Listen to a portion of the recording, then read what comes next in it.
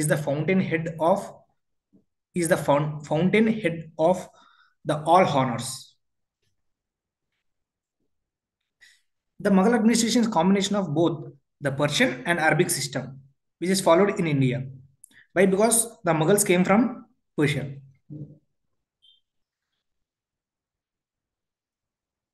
The Mughal Emperor accepted two duties mainly.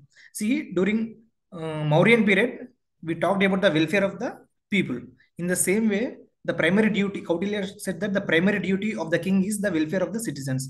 In the same way, in Mughal administration or during Mughal Empire, the main two primary duties for the Mughal Emperor is protection of the state and extension of the empire. Protection of the state is called as Jahan Bani, and protection and extension of the empire is called as Jahangiri. In the Mughal rulers, we can see the expansion of India from the northwest towards south also.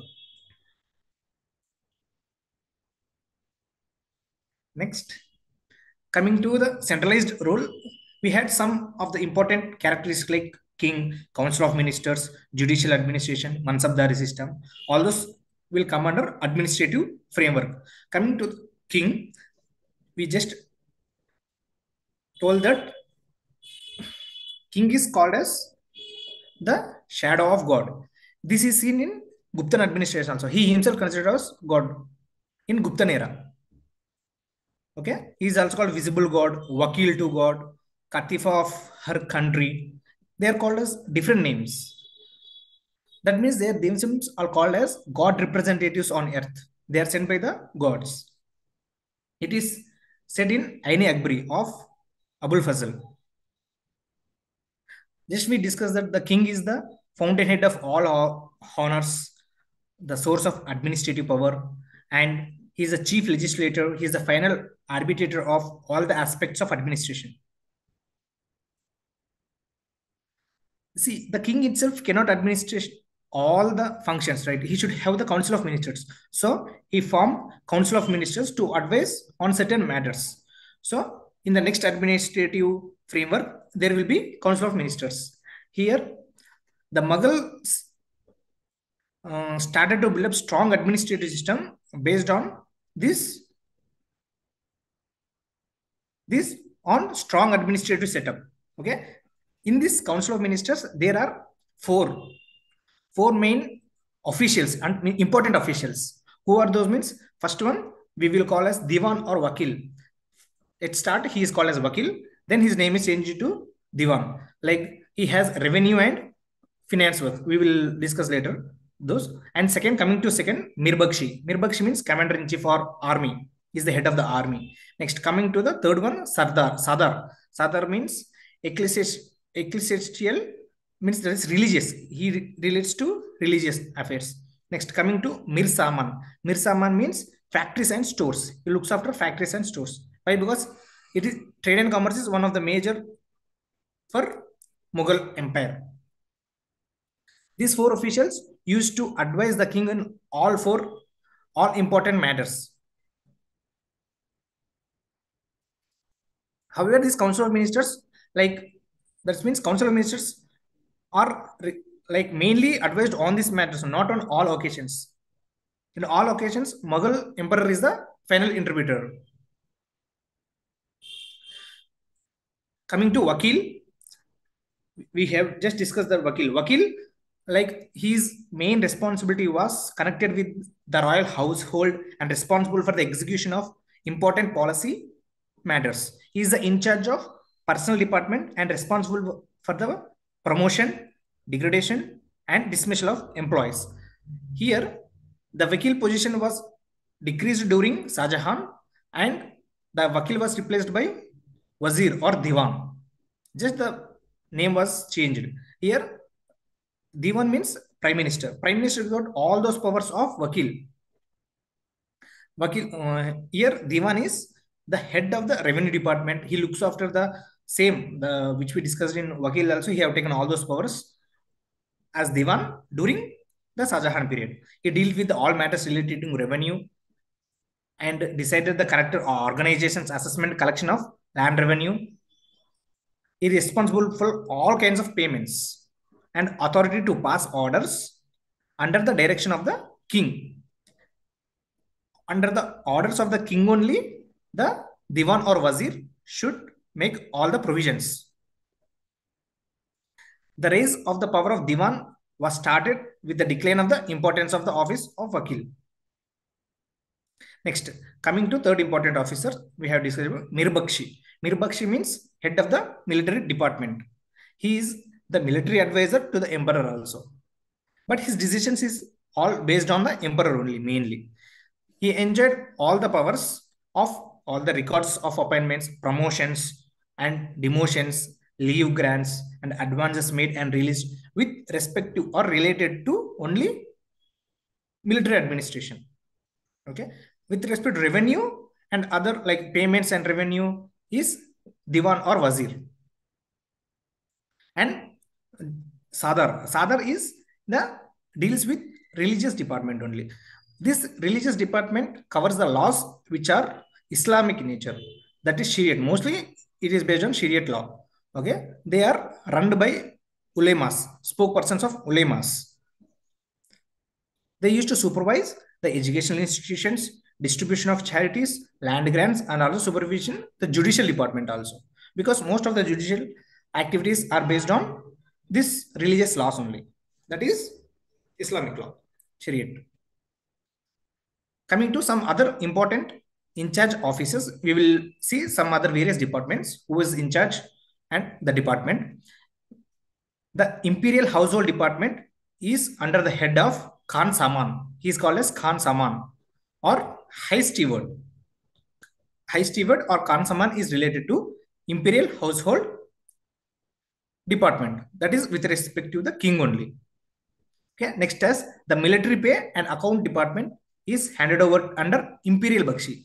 Bakshi means higher. Imperial Bakshi means somewhat lower. He looks after the Military Pay and Accounts Department. It is sub-department of Military Department. Next, coming to the both civil and military law, there is quasi. Quasi is called as quasi. Next, religious endowments and charity under Sadar. We have just discussed that Sadar. Next, censorship of public morals under Matasib. We will call him as Matasib. Next, Justice Department. In those periods, Justice Department is called as Quasi-ul Kuzat. Quasi-ul Kuzat deals with Justice Department. Next, the Artillery Department will be under Mir Atish.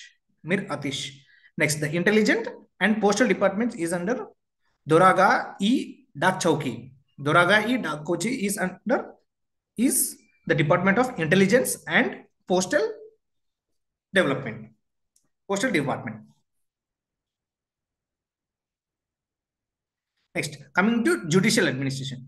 We had just discussed that judicial administration all based on the followers of ulemas, Shariat-based laws, and Islamic laws. Here, the emperor is the highest court of appeal in the empire, both in civil and criminal.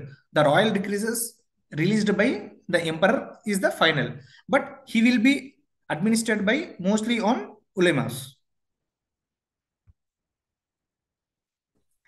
The organization and administrations of court laws are called as adalats during the Mughal Empire. Just remember the adalats. Okay, the quasi is the judicial officer of the lowest court at Paragana level. Paragana level lo like judicial officer level lowest ante quasi.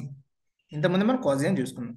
అది at provincial level Qazi e Sarkar is the chief justice. At provincial level is Qazi e Sarkar. At pargana level it is Qazi. It is some of the judiciary. Coming to provincial administration.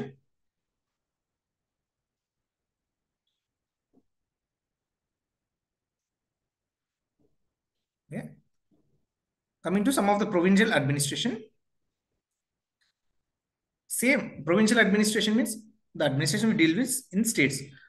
It is a replica to the central administration. How the central administration is designed, in the same way state administration also designed. It is merely for the administrative convenience of the king. Why? Because only a king cannot control all over the territory. It should be divided into provinces. It is divided into number of provinces. We have seen like from the Akbar to Jahangir to last Jahangir. All the southern Indian subhas have been occupied by Jahangir. Then it was disintegrated.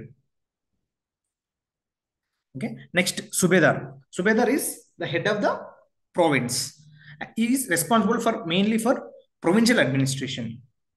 And next to him, there is Diwan. The Diwan is entrusted with some of the responsibilities like revenue matters, civil matters, justice, general supervision of officers of Sadar. This is with respect to provincial level only. Here, Subedar or what we call Diwan. Okay, the provincial Subedar were appointed through imperial firmans. These are issued by the king.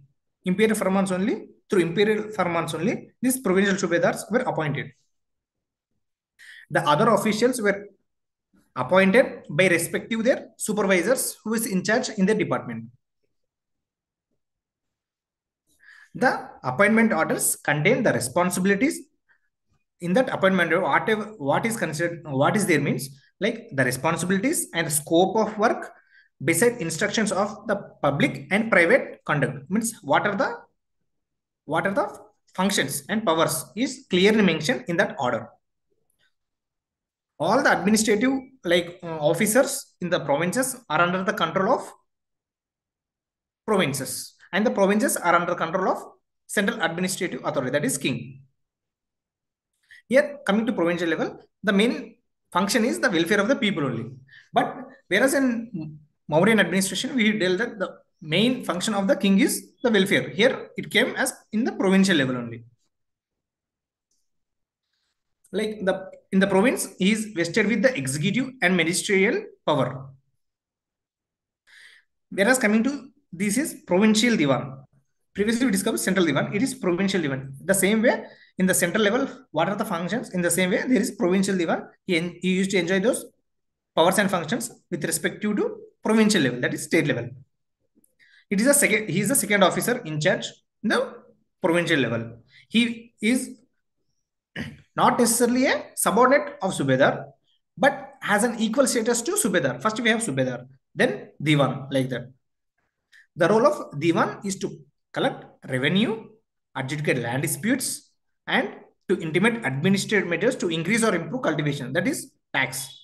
Same, to increase or decrease the cultivation, to adjudicate the land disputes, or to collect the revenue. He is the main person, Diwan. Same as the functions in the central level also. Next, the difference between the Subedar and Diwan or administrative matters were referred by the higher authorities. Whenever there is clashes between the Diwan and Subedar, those administrative matters are deal with the higher officials of central provinces. Here, the provincial Diwan is assisted by some of important officials. Like 4 important officials are there to supervise and advise the provincial Diwan. Like a secretary called Ashkar, superintendent called as Dargora, head clerk called as Munisif, and treasurer called as Tahsildar. Tahsildar is derived from the here only. Next, coming to Mirbakshi. Mirbakshi in the provincial level, he used to have some more powers with respect to central level. Here, the administration of vast army plus the management of Mansabdari system also here. We will discuss Mansabdari system. Mughal administration mainly based on Mansabdari system. Decline of Mughal Empire is one of the main reason is this Mansabdari system only. Because due to Mansabdari systems, the middlemen used to enjoy more power. They have more revenue. They used to decide the policy making decisions of the king also. To that much extent, they created their power.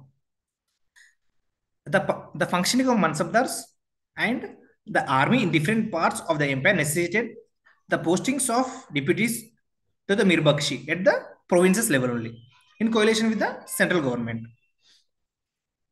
Here, the duties of Bakshi at the central level, whatever we have discussed, the same functions have been allocated to the Bakshi in provincial level also. That means the recruitment of the soldiers or maintenance of the troops or holding the testing operations or enforcing the discipline, defense personnel, inspection, arrangements of payment of salaries, and much of the all those are functions has been delegated to Mir Bakshi.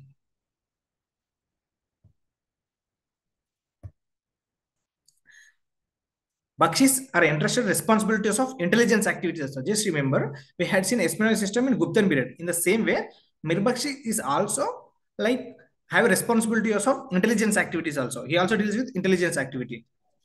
With the help of agents, he used to have some agents. Through the agents, they should know about the activities going in the provincial level.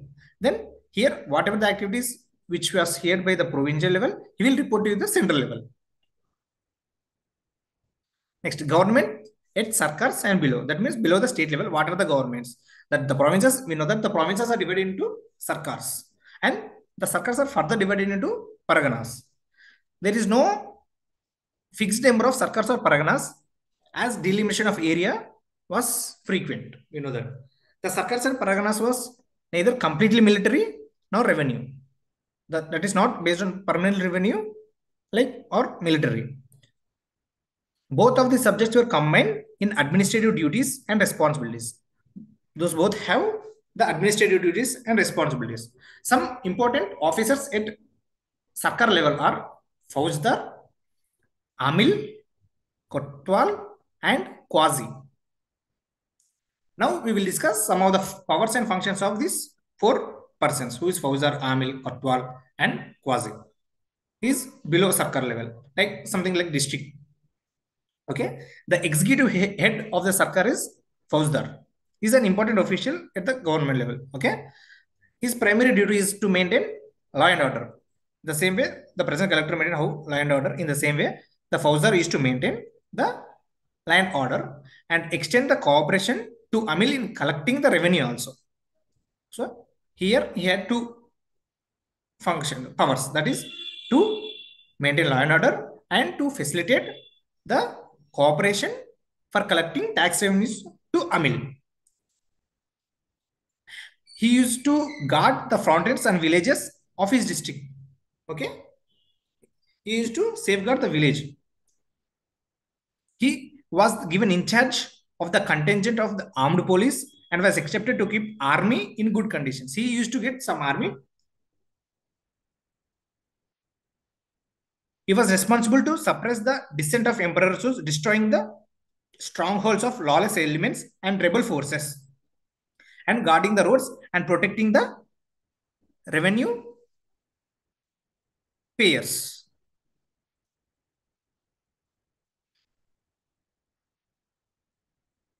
Next, coming to Amil. Amil is also called as Amul Guzar. Next to Fauzdar, there was Amil or Amul Guzar. Next, we have normally discussed that Amil. His main function is like he's in charge of entire revenue department and function under the supervision and control of Diwan. Diwan at the provincial level. Okay.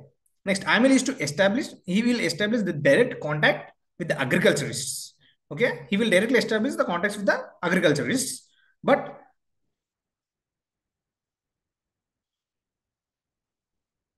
sufficient and what we call discretion to assess the loan. He also deals with loan reimbursement and capacity of the cultivators. How much the capacity have to cultivate under farming, and the loan reimbursement is also under the power of Amil or Amil Guzar.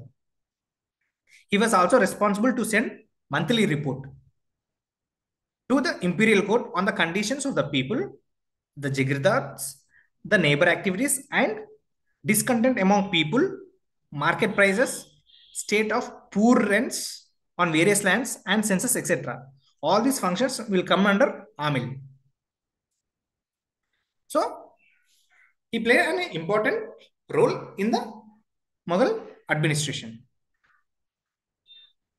Coming to next important officer, Kotwal.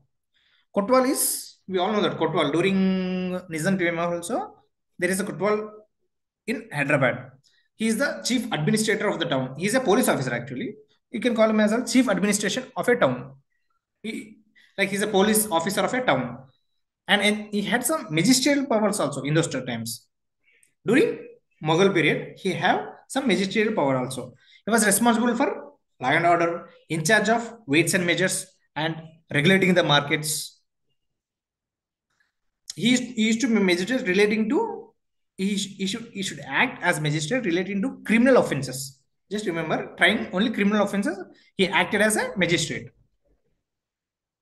So he used to preserve the peace and public security in the urban areas. He maintained the census list, like census list means those who are in poverty, those who are in not poverty, all those had like missing how many people are missing daily. All these activities are maintained by Kotwal.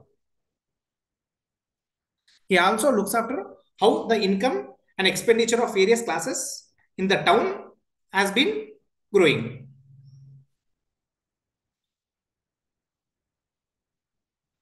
Next, coming to Quasi. Next important person, Quasi. The principal duty of Quasi was administration of justice. Quasi relates to Justice Department, whereas other relates to Police Department. The funds earmarked for religious purposes and department was under this Quasi. Besides this collection of revenue taxes like Jakat or Jizya, even the Jakat and Jizya was entrusted to the Quasi only. Next important one, Paragana. Paragana is nothing but it is a group of villages combined into a unit. We can also call it as a block or samiti. In present nowadays, it is called as mandal. Here, the Paragana consists of three main important officials. Who are those? The executive head, Shikdar, the head of the revenue, Amil, and common ho. These officers assisted by treasurers, clerks, patwaris, and peons. Okay, there will be three important officers like head of the Amil, Shikdar, and common ho. To that, there will be sub persons. Next important officer is Shikdar.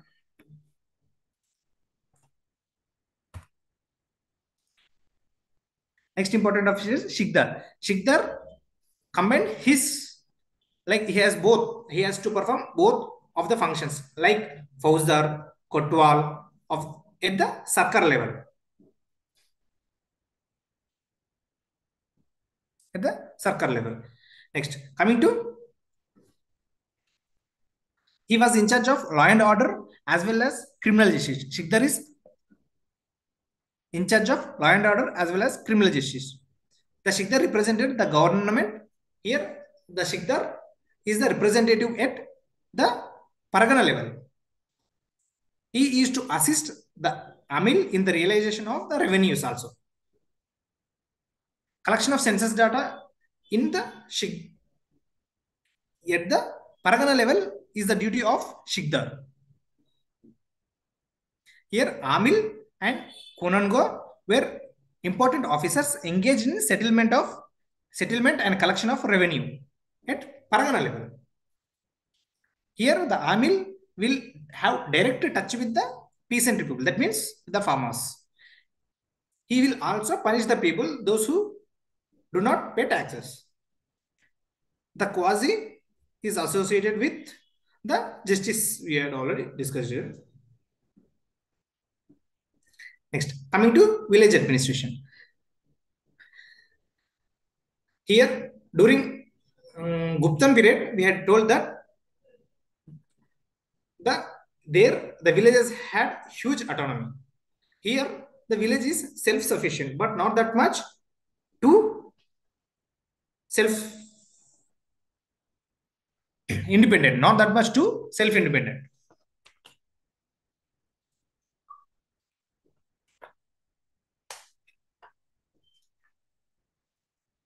The headman, there is used to be headman also.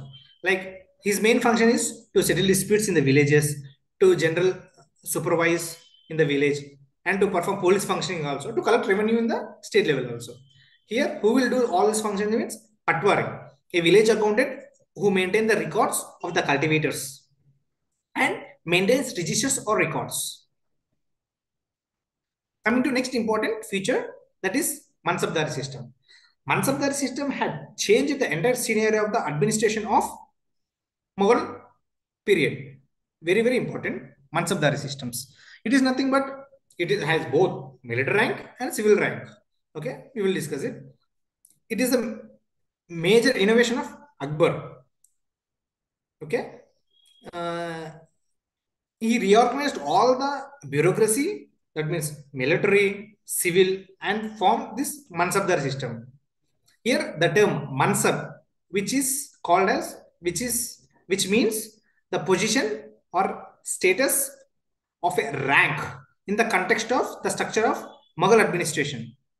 That's what is the position and what is the status he maintains. Mansabdar. He had 5,000 Mansabdars, 6,000. They used to name in that way. Okay, Mansabdars is the holder official hierarchy. The holder of Mansab is the official hierarchy. Here, there were 33 grades. In Mansabdar system, there were 33 grades. In these 33 grades, they have the horse ranged from 10 to 10,000. How much the person maintains army or horses from 10 to 10,000. If he maintains more number of horses or what we call army, then he used to have more number of grades. That means more number of Mansabdar rank. Here, the appointment and promotions of Mansabdar was mainly, it is exclusive power of the emperor. Just remember it. Mansabdar rank was given by the emperor only. Here, the Mansabdars transferred civil administration to the military administration or military administration to the civil administration. He used to look after both of those. Okay, it is one of the important of Mughal administration. Okay, we have seen about key officials in the Mughal administration. We have all seen about this Wakil, Mirbakshi, Sadar, Fauzdar. Just now, next we have British administration. British administration is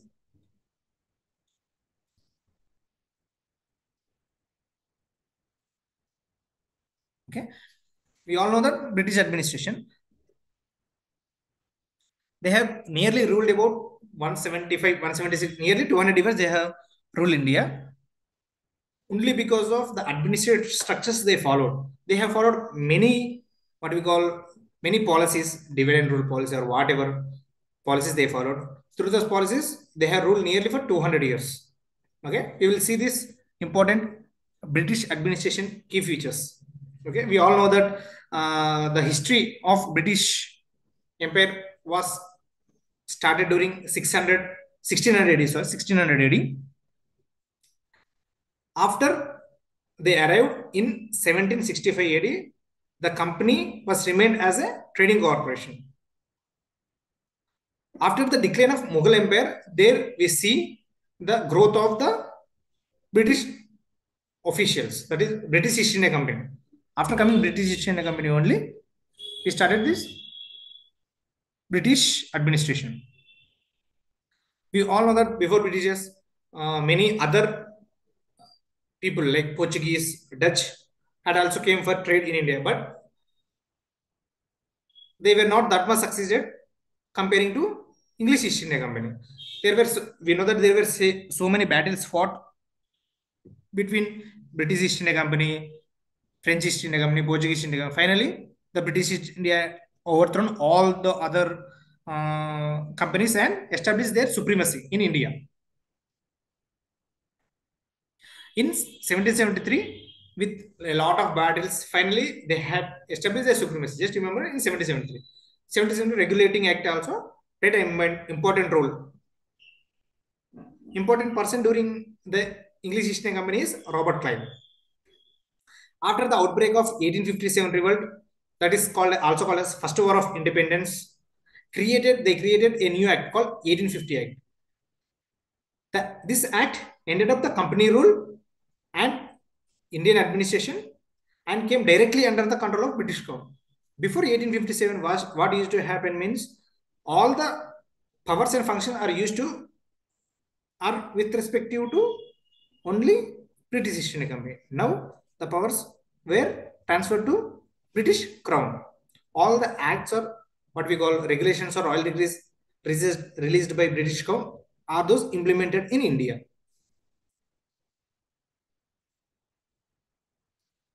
Next, the British made every effort to protect their trade and territorial interest. Here, the British East India Company came only for trade, but later on they used to rule India. They have created after 1850 they have created their own way of centralized administrative structures and both some of the subunits.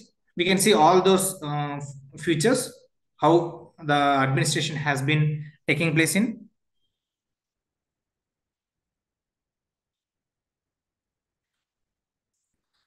Introduction, they have introduced centralized administration in the post 1858, that is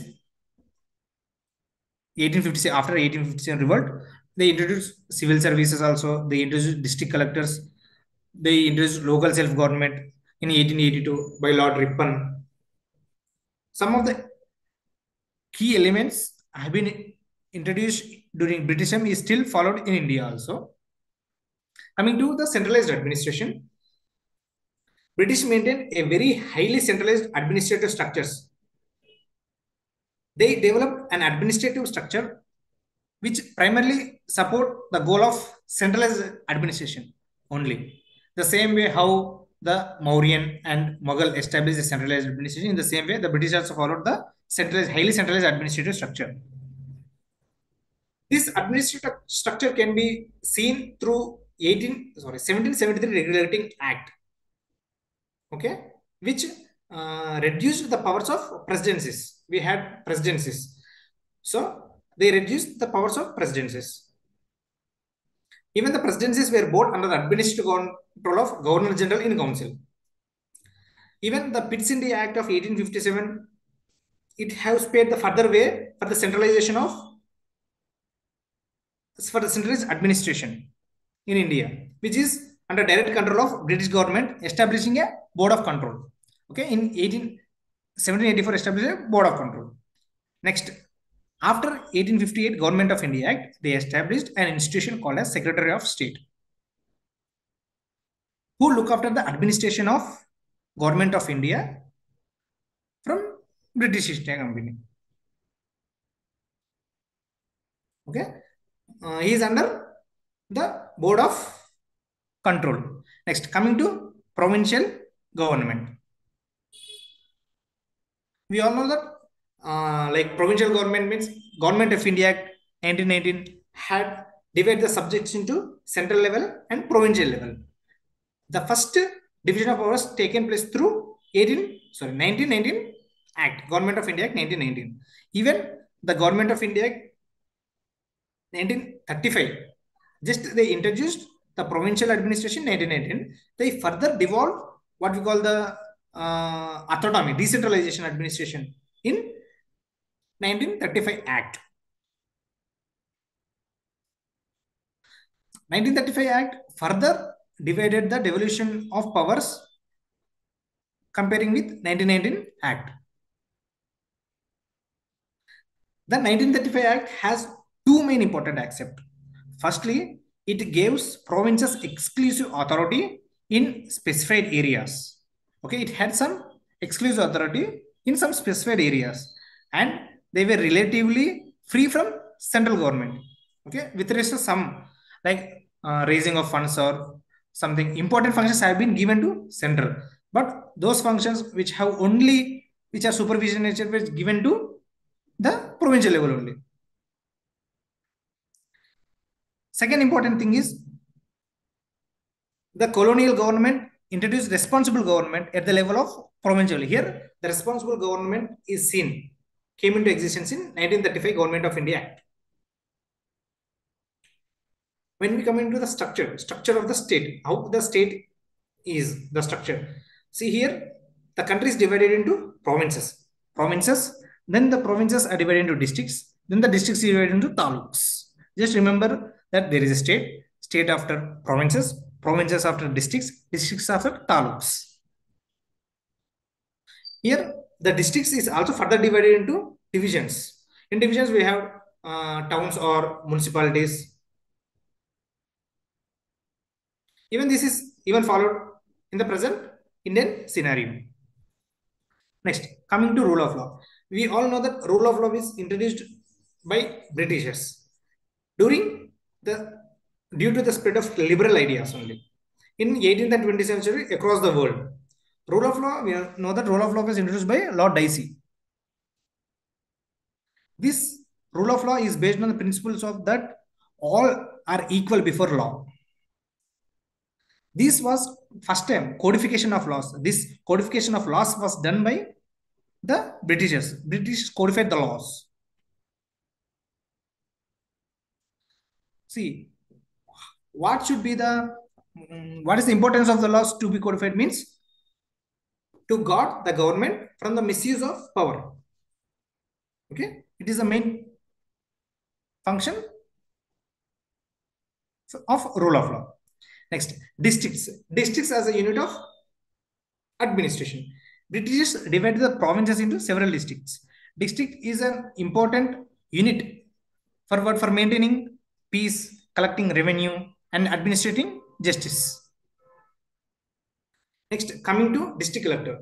District collector played an important role during the period of Mughal administration. See, establishment district collector was created in 1772. The main function of district collector during British period was responsible for revenue, law, and order. It was created by Warren Hastings in 1972. Just remember.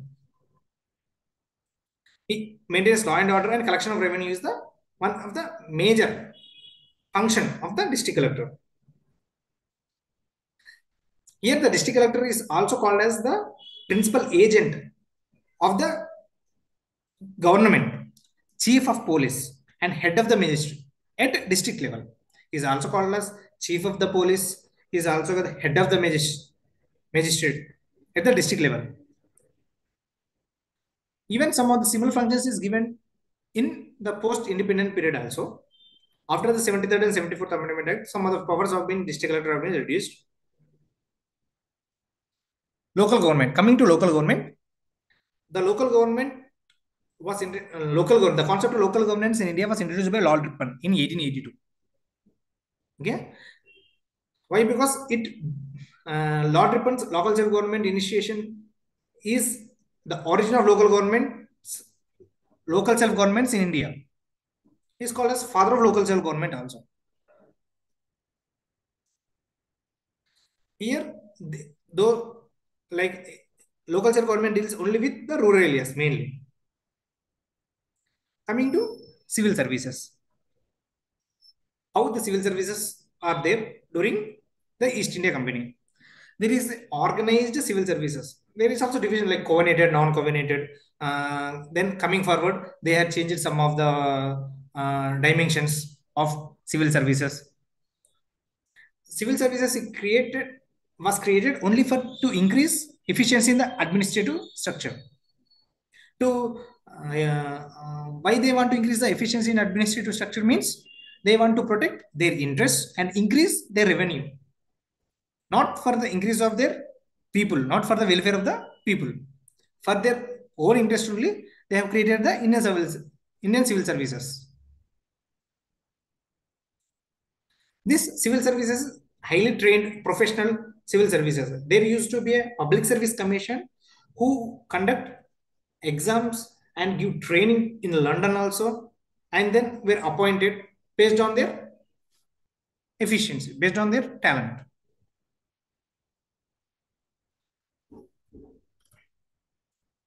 See, these are the important British reforms, codified laws, introduction of rule of law, provincial decentralization, and elaborated bureaucracy. Administrative legacy. What are the administrative legacies of British India? Means modern civil services, decentralization, judiciary. See, here we will discuss about the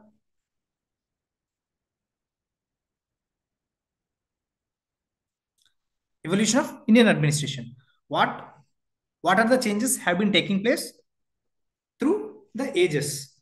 Yesterday we have learned about the evolution of Indian administration, that is Mauryan, Guptan. Here we will see how the evolution has been changed from the ancient to post-independence. See, coming to governance style, how it is in the how the style means, that is centralized monarchy and decentralized village autonomy. Centralized monarchy during Mauryas and decentralized village autonomy during Guptas. Coming to post-independence era, it is both democratic federal structure with parliamentary system.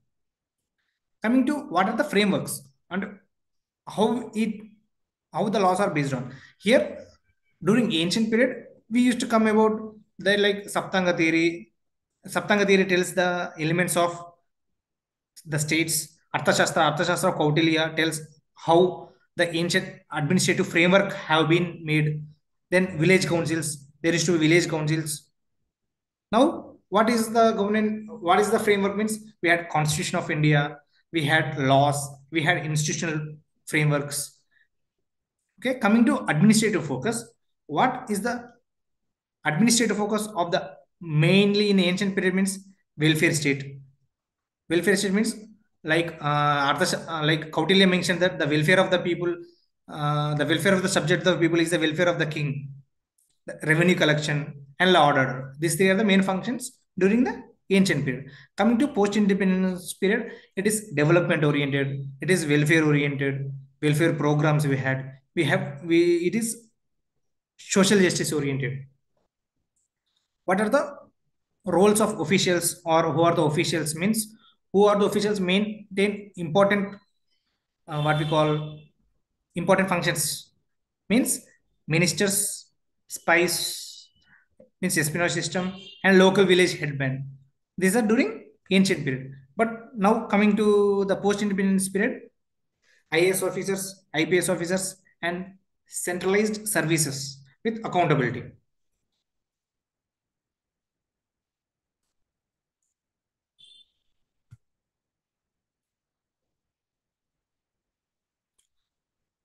Okay, what we have learned in this chapter means importance of centralization, decentralization balance, role of welfare orientation policies in governance, need for ethical leadership and bureaucratic accountability.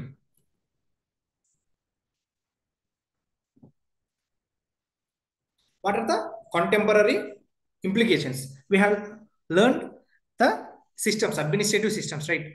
What like Mauryan, Guptan, Mughal, and Britishers. We had like Panchayat Raj system. By comparing those, now we had local governance, that is 73rd and 74th Constitutional Amendment Act.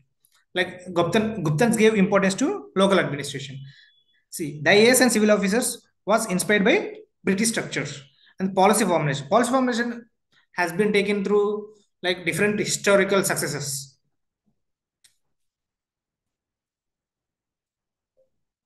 Okay, next conclusion. Through this, we can tell that the Indian administration system is not only based on like British, like majorly it is impacted by British period, but it has evolved through historical contributions, like through Indus Valley civilization, through Vedic period. Next, coming to Mauryan, Guptan, Mughals, British, it has evolved through various contributions. We can see the integration of ancient, medieval, and colonial practices in the modern structures.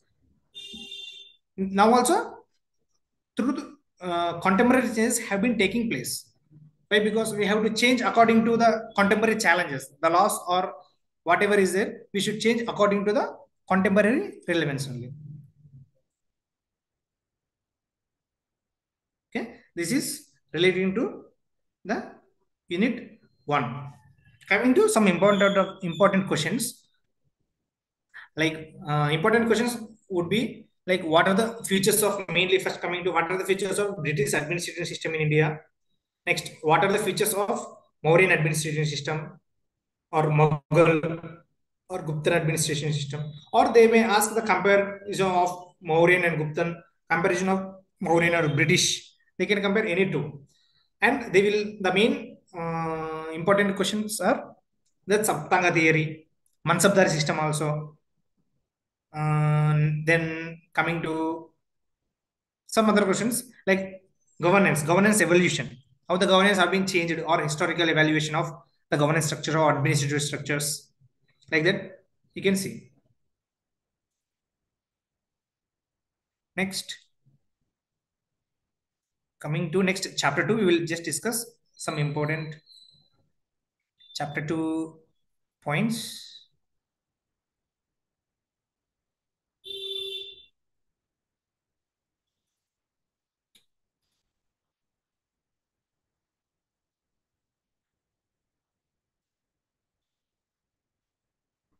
Okay,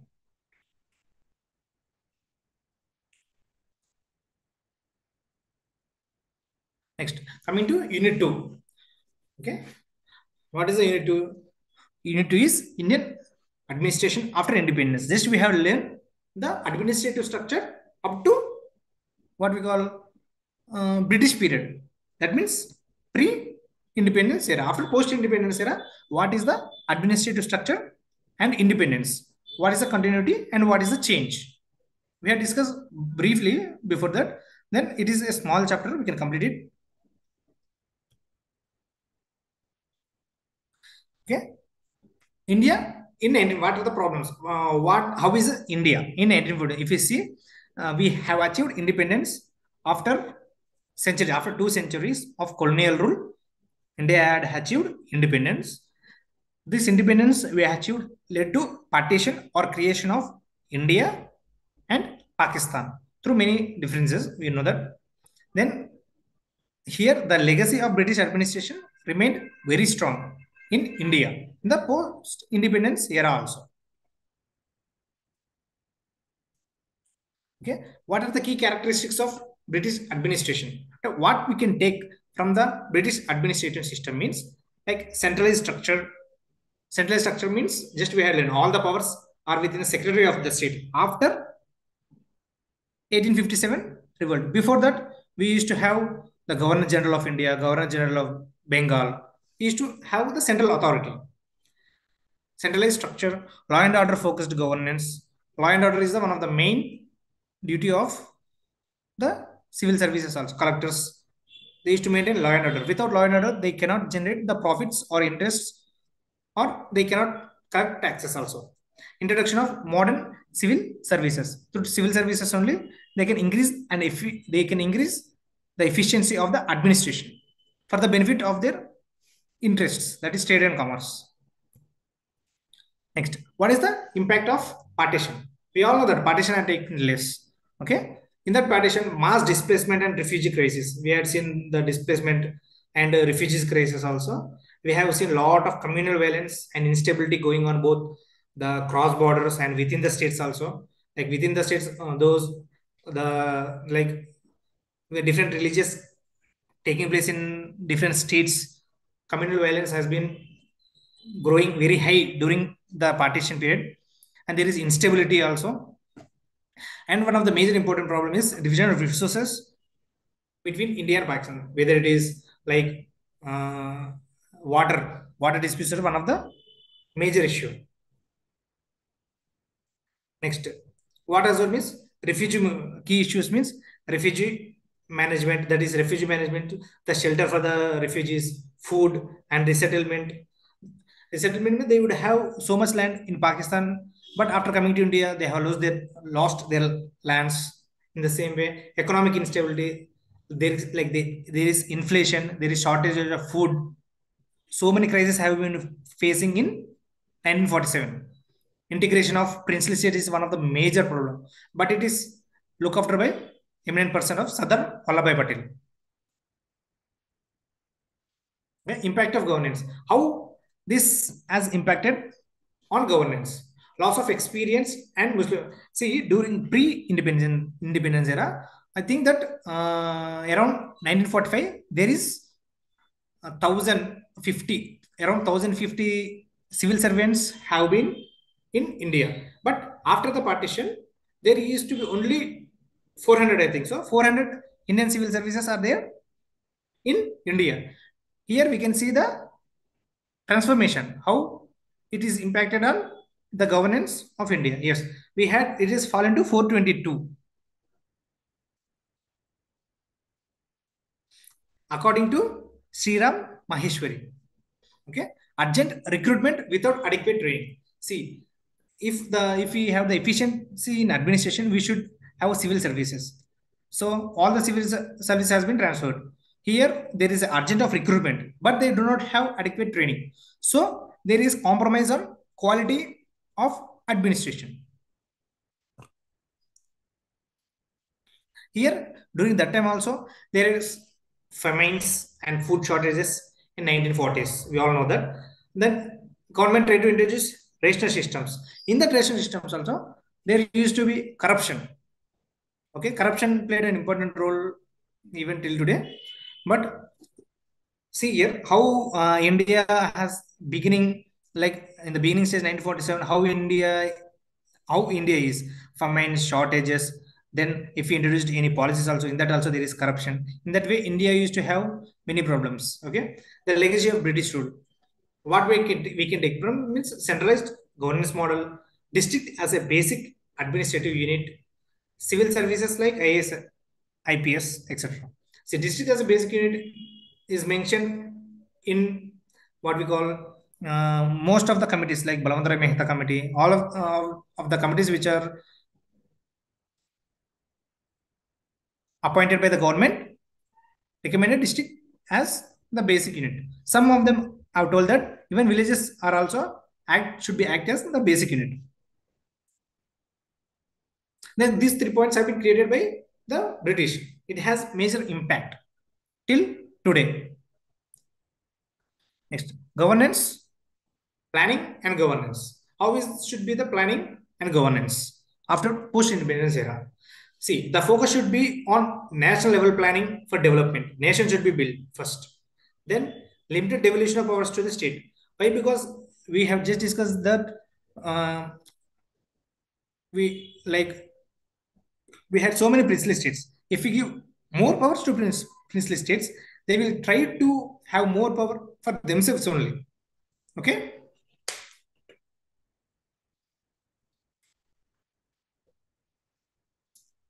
Try to create more power for themselves and get out of the center.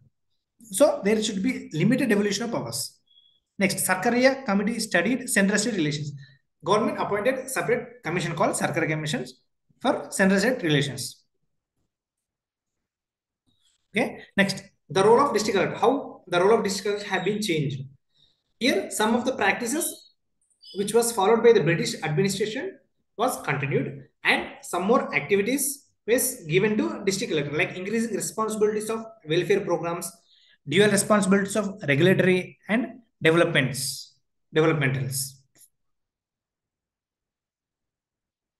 Next, evolution since independence.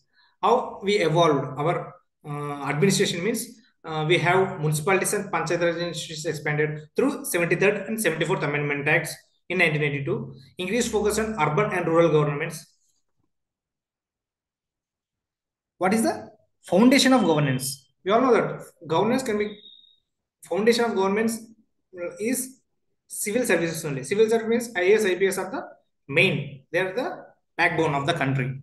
And recognition of the constitution. Constitution plays the constitution has nothing but codified laws. Codified laws means rule of law, like that.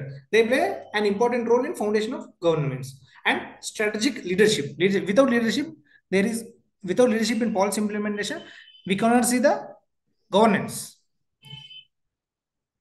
Next, post independence transformation, establishment of parliamentary democracy, federal structure with division of powers, policy focus shifted to welfare development.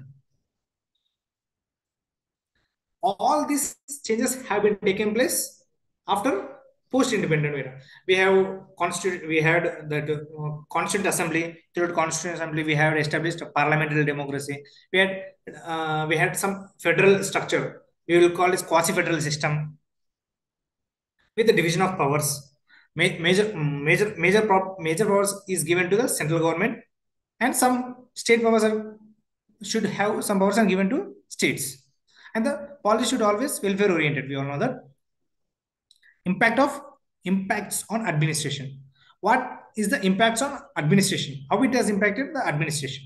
Okay, supremacy of elected legislation, civil services accountability to ministers. Here become collective responsibility, accountability and responsibility of to ministers, adherence to rule of law and constitutional values. These three had major impact on administration. Then coming to 5-year plans. See, there should be a model of development after post independence. So what should be the model? The model should be during that period. Jawaharlal Nehru thought that we should take 5-year plans. So the then prime minister, have created 5-year plans. What are those? They are centralized planning for rapid development, state-driven industrialization and welfare programs. The programs will be division for 5 years, and respectively it will be implemented. Expanding the role of government in economic activity, both economic policies or economic activity, all those will come under 5-year plans. Next, policy of protective discrimination. Protective discrimination means those who are underprivileged, those who are marginal communities, they were given representatives, both in like in educational institutions and in governance models, like in civil services. Unification efforts. Unification effort means like Sardar Vallabhbhai Patel, around 545 principles have been come under union, administrative integration into Indian Union. Next, persistent challenges in governance. What are the challenges before the Indian government to look upon? Balancing centralization with federalism. See, if we have over centralization, the states cannot what we call give support to the central government. So there should be balance between the centralization and state. That is federalism. We should also strengthen the local self government. Without local self government, we cannot see the development also. Okay, combating corruption and efficiency. During the post independence era, we had so much corruption and inefficiency going on in Indian scenario. These are the challenges with respect to post independent era. Next, digital. What are the ongoing challenges? What are the ongoing challenges? Means digital transformation in public administration, citizen-centric politics and e-governance, decentralization through Panchayat Raj. All those challenges were there during post-independence era. Mostly these have been like through development of technology. Nowadays, we can easily go all through this. What is the federal dynamics? How they derive the structure? Federal system means division of powers. The powers have been codified under the constitution. The role of the finance commission, Niti Aayog. Finance commission will recommend finances for every 5 years. It will be appointed for every 5 years, and Niti Aayog for everyday activities. For every year activities will be Niti Aayog is appointed. Niti Aayog and Planning Commission. Before that, it is Planning Commission.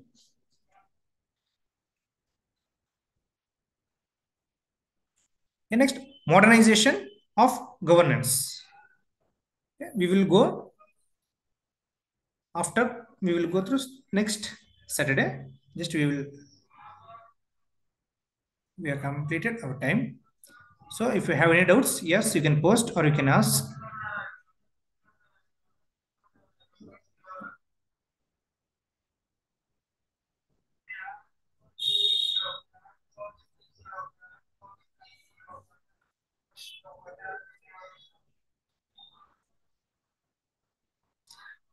So shall we end the session?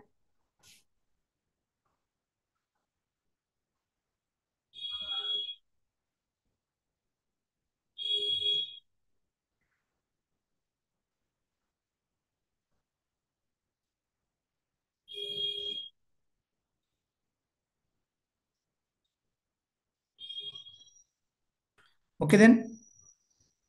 Thank you all. Have a nice day.